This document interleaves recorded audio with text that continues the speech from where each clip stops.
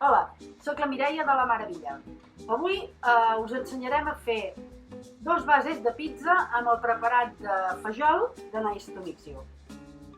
Per fer aquestes bases de pizza necessitarem 200 grams de preparat Nice to Mix You de fajol, 2 grams de llevat fresc, 10 grams d'oli i 210 grams d'aigua. Quan us parlo de grams en els líquids, tant aigua com oli, és per un motiu. És perquè quan mesurem en mil·lilitres o en centilitres en els gots que ens comprem per mesurar fàcilment a casa, d'una empresa a una altra canvia aquestes mesures a vegades, encara que sigui poc, però que ens pot arribar a afectar a l'hora de fer una massa de qualsevol tipus. Per tant, és més fàcil i més senzill fer-ho tot en grams i així segur que no alterem les mesures. El que farem primer de tot serà posar el llevat a dins de l'aigua, que tornem a tenir aigua tèbia, igual com amb el pa de te, que us vam presentar la setmana passada, i així potenciem l'efecte del llevat i a més es desfà millor. Tot seguit hi afegirem l'oli.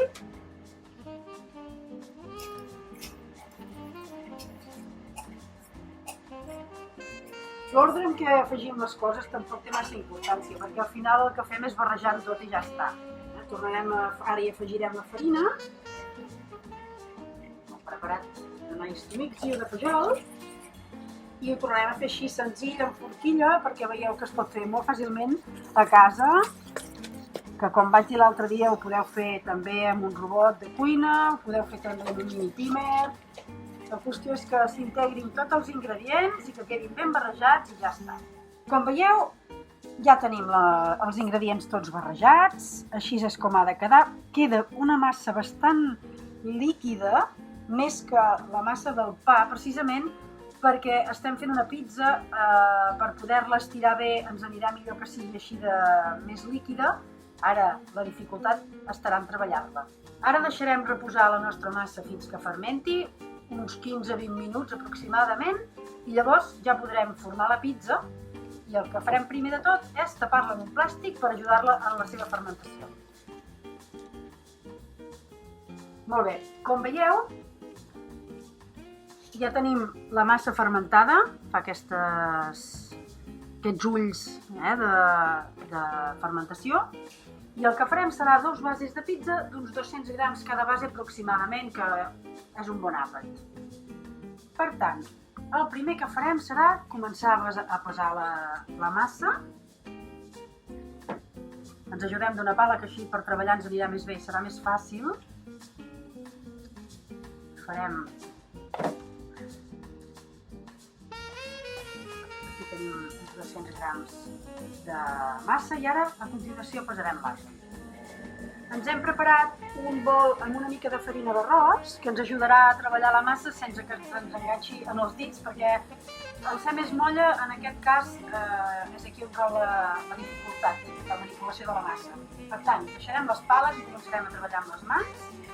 Ens mullarem els dits, ens posarem una mica de farina als dits i primer hi posarem una mica força per poder-la manipular i a partir d'aquí, a la que veiem que se'ns comença a enganxar, ens irem posant farina a les mans.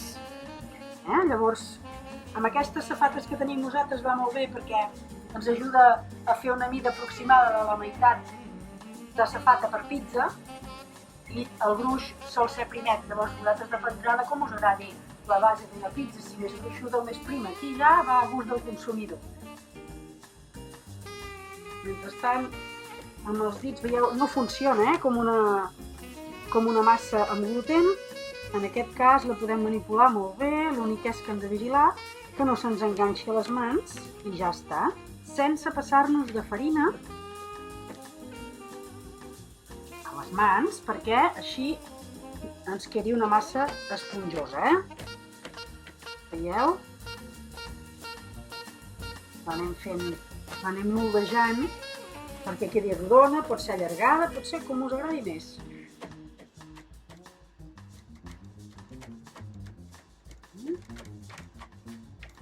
és qüestió de pràctica. Ja tenim la nostra base feta.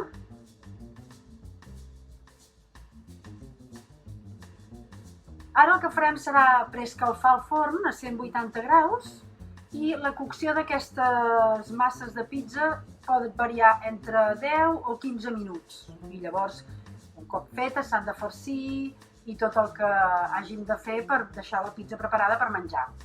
Ara, però, abans de començar aquest procés, us aconsello que foradeu una mica la massa. Jo ara mateix ho estic fent amb una forquilla, més que res perquè no s'infli d'un costat i de l'altre no. També hi ha unes maquinetes que ho fan, però en aquest cas, si ho estem fent a casa, per fer-ho senzill, les punxarem així i així ja les tindrem preparades per enfornar quan el forn estigui ben calentet. Ja les tenim cuites, ara les posarem en una deixeta perquè se refredin i no quedin unides de sota i a partir d'aquí les podeu farcir de la manera que vulgueu, o sigui que bon profit.